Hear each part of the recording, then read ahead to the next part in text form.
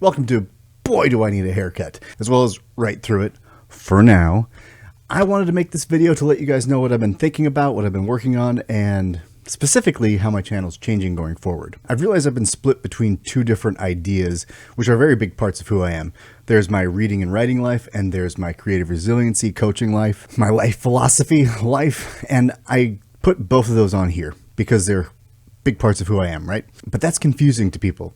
Or it should be, or it's at least confusing to the algorithm, because I don't think it knows what to share with who. So to solve this, I'm going to be splitting this channel into two channels, and I want to talk to you about the rebrand, because Right Through It will change. Again, in interest of clarity, I find that things that mean something to me might be confusing to another person. And also, it is possible that I have a rebranding addiction, and I am working on it, but I feel like every time I do it, I get closer to solving it. But what's in a name anyway?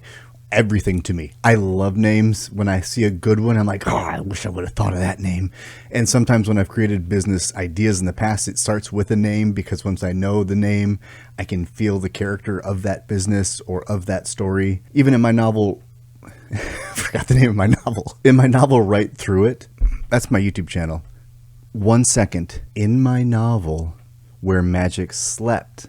Slow down, Eric. Sometimes your brain is going faster than your mouth and you say the wrong thing. But that wasn't always this epic fantasy novel. This was a short story I did that was 13,000 words, I think, but I called it Bleak. It was a placeholder name that ended up being the name, but I never liked the name. It never spoke to me. It was more of a descriptor of the world that Bram lived in. And it was fine, but I never felt as fully connected to it as I do now. And when I changed the name to Where Magic Slept, it opened up a lot more to me.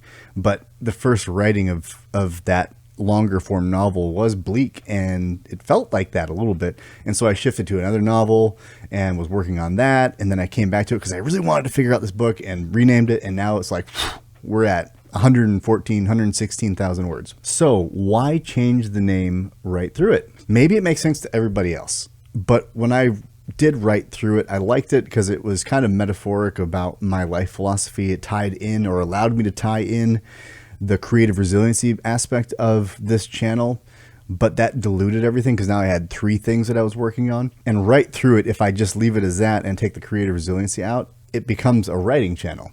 And yeah, I'll talk about my writing, but I want to talk about my reading as well. So my fear was that if Right Through It pops up on a recommended, someone's going to say, I'm not a writer, I have no interest in writing, and not come to the channel. Right or wrong, that's what I felt. So I've decided to rebrand the name of the channel to Between Chapters. And the reason I'm doing this is because it does speak to my life philosophy. It also speaks to writing, and it also speaks to reading. But primarily those two things, the reading and writing. Like the videos I make here are really moments that I stop between chapters, whether I'm reading a book or writing a book, and talk to you and connect. So Between Chapters is where this community happens. A while ago, I called this the Journey Well. That was another idea where, in ancient kingdoms, the well was the place where everyone met and talked about the day they had to get water. So they would meet everyone in the community center and then they'd go back. So I created the Journey Well in one of my previous iterations of my coaching, because that's where I wanted this to be the Journey Well, where we all come together and talk. But now that more accurately is highlighted by Between Chapters. We're all taking a moment between the chapters of our life, the chapters of our reading, and we're checking in with friends. We're connecting with people, because that's incredibly vital too, because the pages are comforting. They're enlivening us. They're inspiring us. They're doing so much for us, but they're not connecting us to the real world. And yes, I'm looking at a camera, not at your face, but it still provides connection because it creates back and forth between us. So come join me Between Chapters. This is what this is going to be. It's going to specifically talk about my process of writing my novel, not necessarily educating you how to do it, but I believe that if you are a writer, that you're going to hear my writing process and you'll see yourself in it. You'll ask questions about your own writing if that's where you're at. If you're a reader, you might be interested to see my takes on reading novels from a writer's perspective, just because it might be a different take. I am not brilliant with my reading critiques. I don't want to be. I respect and appreciate those who are, but that's not who I am. I'm a basic reader, guys. I love stories.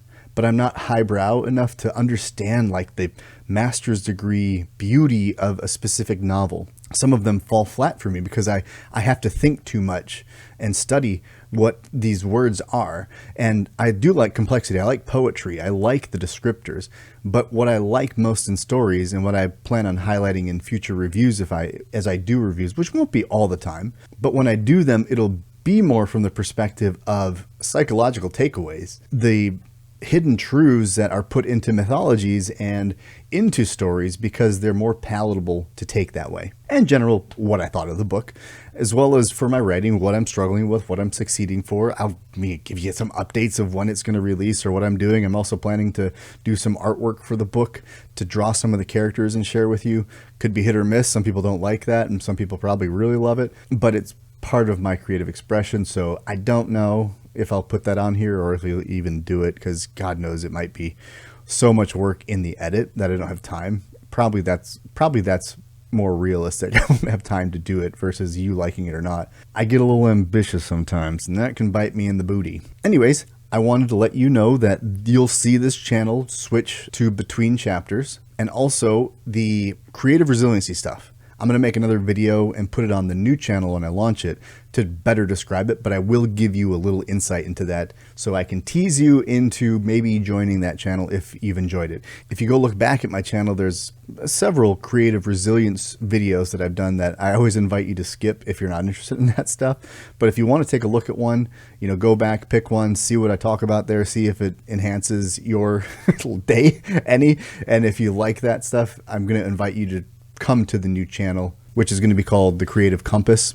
And in that, I'm going to focus in on how to use creativity to solve problems, how to let it enhance our lives, how to view our lives as a storyteller. Because my major philosophy when I was a coach, I had created this system called the Daily Heroics, where it was to discuss how the daily actions we take, the simple ones, are what define us as heroes through leaning into adversity and discomfort and doing what we must, not just what we want. Understanding the narrative we're telling ourselves, the story we're telling ourselves, because we are all creatives, because creativity is seeing things as they could be, not as they are, and how do we navigate that and not become an unreliable narrator to our own story. Things like that. We're going to shift over to the Creative Compass and hopefully have a bunch of people that want to have that conversation, because that's one of my passions as well. So if you want to look back at the videos, they're kind of sprinkled throughout, and if you like it, I'll make probably a post in my posts.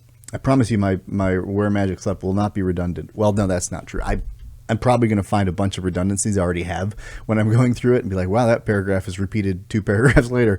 That's probably not going to be a real big sell for my readers. So yeah, that's what I want to tell you. If when I release that channel, The Creative Compass, if you want to go check it out, there's going to be a new video that I'm going to share. But at this point, beyond the writers group and what I'm doing on the Creative Compass, what I will do on there, I'm probably just going to join and lean into the Lit Wizards Discord community, because that has been a beautiful community.